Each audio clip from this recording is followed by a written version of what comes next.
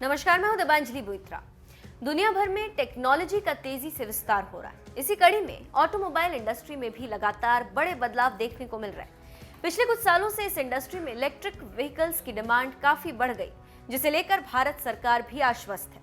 वहीं भारत जैसे बड़े देश में प्रदूषण एक बड़ी समस्या है। इसी बात को ध्यान में रखते हुए सरकार ने 2030 तक भारत में इलेक्ट्रिक वाहनों को पूरी तरह लाने की योजना बना ली। इसके साथ ही साथ दुनिया की सबसे बड़ी इलेक्ट्रिक कार निर्माता कंपनी टेस्ला भारत में जोरदार दस्तक देने जा रही। टेस्ला के सीईओ एलन मस्क ने पिछले दिनों पुष्टि की थी कि उनकी कंपनी भारतीय बाजार में प्रवेश करने जा रही। इलेक्ट्रिक वाहन बनाने वाली दिग्गज कंपनी ने हाल ही में भारत में अपना यूनिट टेस्ला इंडिया का रजिस्ट्रेशन किया। इस बीच केंद्रीय परिवहन मंत्री नितिन गडकरी ने एलन मस्क को प्रस्ताव दिया।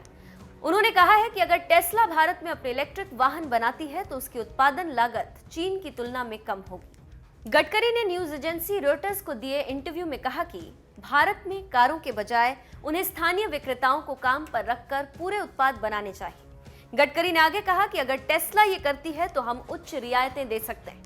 केंद्रीय मंत्री ने कहा कि जब वे भारत में अपनी कारों का निर्माण शुरू करेंगे तब सरकार ये सुनिश्चित करेगी कि टेस्ला के लिए उत्पादन लागत चीन समेत दुनिया के अन्य देशों की तुलना में सबसे कम हो।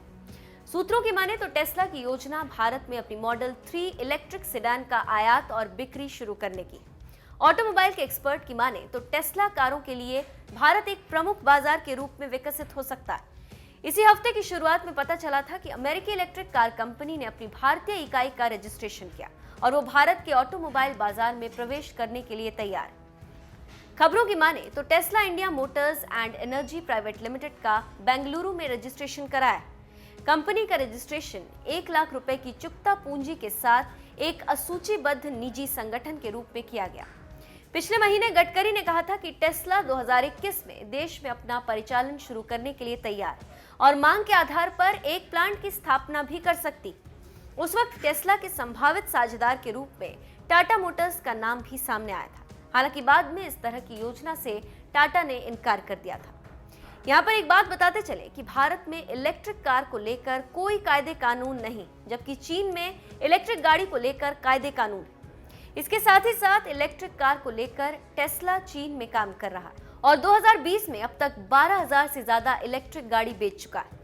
दुनिया में टेस्ला जितनी गाड़ियां बेचती है उसमें से आधे से अधिक गाड़ियां चीन से आती हैं और यही वजह है कि अगर भारत सरकार के ऑफर को टेस्ला ने स्वीकार कर लिया तो चीन को जबरदस्त झटका लग सकता है और इससे भारत को बड़ा फायदा होने वाला है, क्योंकि जैसे ही लोग इलेक्ट्रिक कार चलाना शुरू करेंगे पोल्यूशन कम होगा और लोगों को अच्छी हवा मिलनी शुरू हो जाएगी। तो आप समझ सकते हैं कि आम के आम गुठलियों के दाम। आपकी गाड़ी से पर्यावरण और इंसानों को नुकसान नहीं होगा और चीन को झटका भी लगेगा। है ना फायदे का सौदा।